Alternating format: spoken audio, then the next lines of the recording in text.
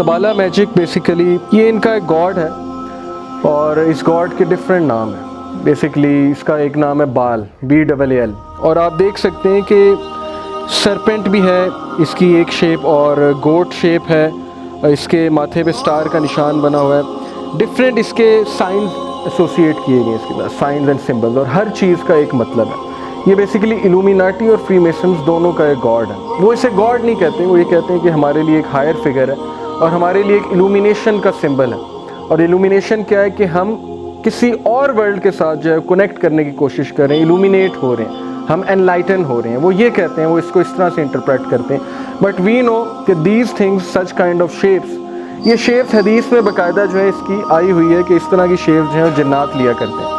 और डेफिनेटली मैं कहता हूँ कि इस तरह की कोई चीज़ देखी होगी उन्होंने, तभी उन्होंने ये पेंटिंग बनाई है, तभी उन्होंने मुजस्मा बनाया। मिस्टर क्रॉले का आपने नाम सुना, सैटेनिक बाइबल भी लिखी थी उसने, और उसने क्लेम ये किया था कि मैं एक ऐसी बीइंग को देखता हूँ, और उसने उसकी ये शक्ल बताई थी, उसने पेंसिल से ड्रॉ भी किया था, तो उसने ये शेप बनाई थी, उसने प्रूव किया था कि मैं इसके साथ कम्युनिकेट करता हूँ और मुझे बातें बताता है, और उसको डिक्लेयर किया था साइको पेशेंट है, मजाक कर रहा है। बट वी नो कि these things are real. You know, Satan can communicate with human beings. He has been communicating at the time of Prophet sallallahu alaihi wasallam, so why not? Moving on, Freemasonic lodges हैं, और आपने देखा होगा कि Freemasonic lodge जो होता है उसमें हमेशा चेकर्ड फ्लोर होता है। चेकर्ड फ्लोर की क्या बात है, चेकर्ड फ्लोर की क्या रियलिटी है? There is a hadith of Prophet sallallahu alaihi wasallam, वो हदीस ये है कि when you sit, do not sit in such a posture कि आप आधे सनलाइट में हो और आप आधे डार्कनेस में। तो सहाबा ने पूछा कि वाई नॉट, तो एक और हदीस में उसका जवाब है, मुस्नद अहमद की हदीस है, because this is the sitting of शैतान।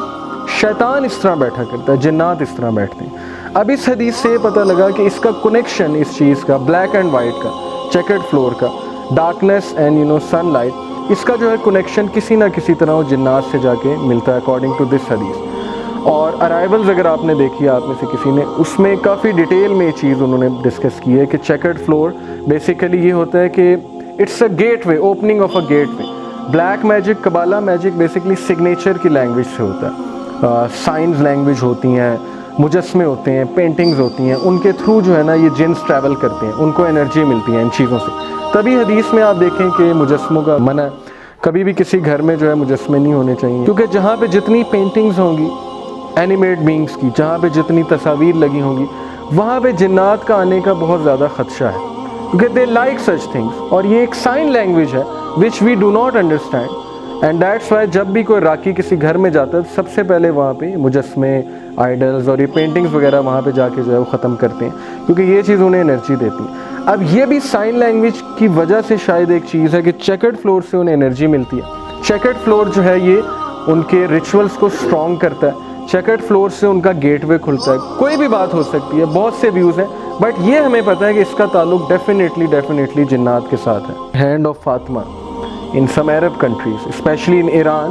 इन यमन, ये हैंड ऑफ फातिमा इसे कहा जाता है। और ये कबाला मैजिक में एक बहुत ही इंपॉर्टेंस है इस चीज़ की, इस साइन की, इस सिंबल की।